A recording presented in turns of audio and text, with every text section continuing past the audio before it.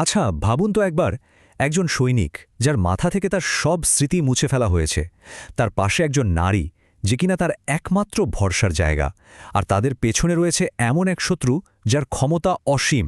চলুন ছায়াপথ ও আগুনের স্মৃতির এই জটিল মনস্তাত্ত্বিক দুনিয়ায় ডুব দেওয়া যাক, যেখানে কবির আর নন্দিনীর এই পালিয়ে বেড়ানোটা শুধু বেঁচে থাকার লড়াই না, এটা তাদের নিজেদের পরিচয়টাকেই খুঁজে বের করার এক মরিয়া চেষ্টা। গল্পটা কিন্তু শুরুই হচ্ছে একটা ভয়ঙ্কর বিস্ফোরণের ঠিক পর থেকে। কলকাতার আতঙ্ক পিছনে ফেলে কবির আর নন্দিনী বুঝতে পারছে তারা এক অচেনা বিপদের মুখে। আর দেখুন, তাদের শত্রু কিন্তু শুধু কর্নেল অর্জুন সেন নয়, তাদের আসল শত্রু হল কবিরের নিজেরই সেই অতীত, যা তার স্মৃতি থেকে মুছে ফেলা হয়েছে। এই ৬ ঘণ্টার দৌড়টা যেন তাদের শারীরিক আর মানসিক শক্তিকে একেবারে নিংড়ে নিচ্ছে। ঝাড়খণ্ডের এক নির্জন জঙ্গল বাংলো, চারদিকে ভ্যাপসা গরম, রাতের একটা অদ্ভুত নিস্তব্ধতা, কিন্তু বাংলোটার ভেতরে চলছে টিকে থাকার এক চরম লড়াই। এই ভাঙাচোরা স্যাঁতসেঁতে ঘরটাই আপাতত তাদের জন্য একটা দুর্গ। কর্নেল সেনের নাগালের বাইরে এই আশ্রয়টা তাদের কাছে স্বর্গের মতো, কিন্তু তারা জানে না এই আপাত শান্ত পরিবেশের মধ্যেই জন্ম নিচ্ছে আরও বড় এক মানসিক ঝড়। আর এখানেই কিন্তু গল্পের আসল দ্বন্দ্বটা আমাদের সামনে পরিষ্কার হয়ে ওঠে।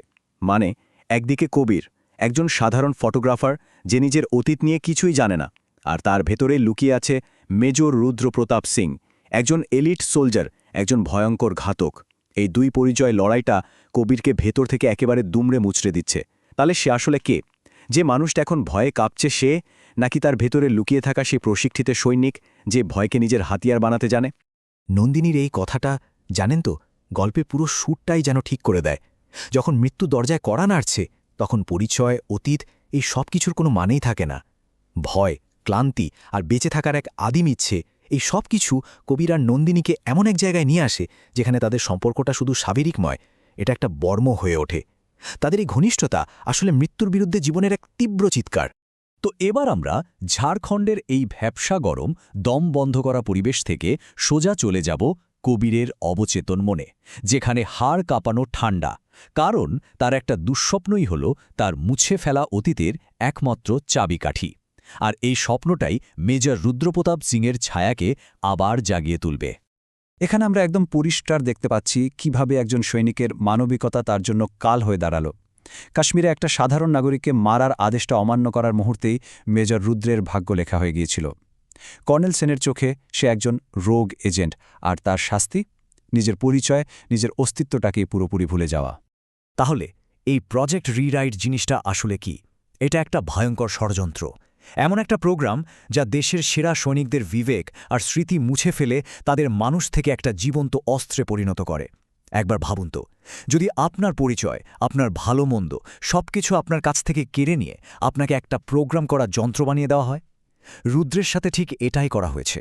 কাশ্মীরের সেই দুঃস্বপ্নও কিন্তু শুধু যন্ত্রণা নিয়ে আসেনি, সাথে নিয়ে এসেছে একটা সূত্র, একটা জিপিএস কোঅর্ডিনেট। আর এটাই তাদের ঠেলে দেয় এক নতুন, আরও অনেক বেশি বিপজ্জনক যাত্রার দিকে। গন্তব্য নেপালের কাঠমান্ডু। এই যাত্রা হয়তো তাদের মুক্তির পথ দেখাবে, অথবা হতে পারে এটা কর্নেল সেনের পাতার নতুন কোনো মরণফাঁদ। একটা ঠিকানা, একটা হোটেলের নাম আর একটা রুম নম্বর, এই কয়েকটা সংখ্যাই এখন কবির আর নন্দনীর একমাত্র আশা। তাদের অতীত, তাদের ভবিষ্যৎ সবকিছু যেন অপেক্ষা করছে কাঠমান্ডুর ওই ৩০৪ নম্বর ঘরের ভেতরে। কিন্তু প্রশ্ন হল, সেখানে কি আছে? কোনো উত্তর, নাকি আরও বড় কোনো রহস্য? এবার আসে গল্পের সবচেয়ে টেনশনের মুহূর্তগুলোর একটা, বর্ডার ক্রস করা। চারিদিকে কড়া নিরাপত্তা, আর প্রত্যেকটা অচেনা মুখকেই মনে হচ্ছে কর্নেল সেনের চর। এই দম বন্ধ করা পরিস্থিতিতে একটা ছোট্ট ভুল মানেই কিন্তু খেলা শেষ। এখানে নন্দিনীর সাহস আর চটজলদি বুদ্ধি তাদের একমাত্র ভরসা। কোনো মতে বর্ডার পার করে ওরা কাঠমান্ডুর থামেলের ভিড়ের মধ্যে মিশে যায়। ওদের লক্ষ্য একটাই, হোটেল মানাসুলু। এই পুরনো রহস্যময় হোটেলটাই হয়তো তাদের সব প্রশ্নের উত্তর দেবে। কিন্তু হোটেলের ভেতরে পা রাখার সাথে সাথেই ওরা বুঝতে পারে কেউ একজন আগে থেকেই তাদের জন্য অপেক্ষা করছে। আর শেষমেশ সেই মুহূর্তটা আসে। রুম ৩০৪-এর ভেতরে একটা ধুলোমাখা টেবিলের উপর রাখা আছে একটা ফাইল। এই ফাইলটাই কবিরের চুরি হয়ে যাওয়া জীবনের একমাত্র প্রমাণ। এই ফাইলটাই তাকে নিশ্চিত করে যে তার দেখা ভাঙা ভাঙা স্মৃতিগুলো কোনো দুঃস্বপ্ন ছিল না, ছিল এক ভয়ঙ্কর সত্যি। একবার ফাইলটার ভাষাটা খেয়াল করুন, কি সাংঘাতিক ঠান্ডা আর অনুভূতিহীন। সাবজেক্ট নৈতিক অবাধ্যতা, সম্পূর্ণ মুছে ফেলা।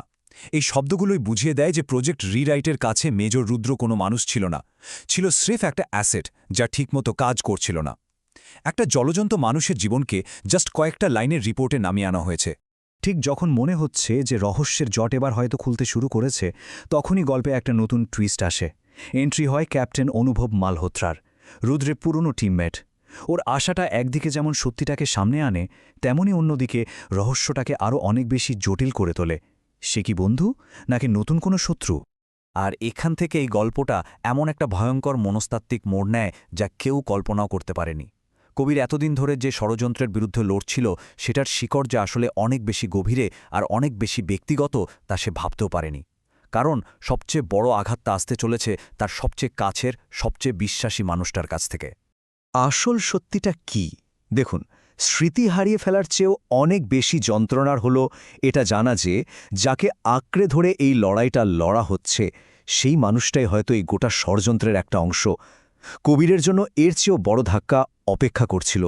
তার পায়ের তলার মাটি সরে যাওয়ার মুহূর্তটা এবার আসতে চলেছে।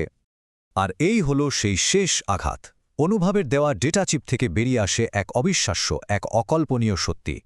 নন্দিনী রায়, যে কবিরের রক্ষাকর্তা, তার প্রেমিকা, তার একমাত্র ভরসা, তার নামও প্রজেক্ট রিরাইটের সক্রিয় এজেন্টের তালিকায় জলজল করছে। কবিরের পুরো পৃথিবীটাই যেন এই একটা মুহূর্তে ভেঙে চুরমার হয়ে গেল। আমরা এখানেই আলোচনা শেষ করছি, কিন্তু গল্পটা এখানেই শেষ হচ্ছে না। কবিরের জন্য আসল লড়াইটা তো এখন শুরু হলো। এই লড়াইটা আর কর্নেল সেন বা কোনো সিস্টেমের বিরুদ্ধে নয়। এই লড়াইটা এখন বিশ্বাসের বিরুদ্ধে, ভালোবাসার বিরুদ্ধে, আর নিজের শেষ আশ্রয়টুকু ভেঙে পড়ার যন্ত্রণার বিরুদ্ধে। এই চরম বিশ্বাসঘাতকতার পর একজন অতীতহীন মানুষ আখির কার ওপর ভরসা করবে?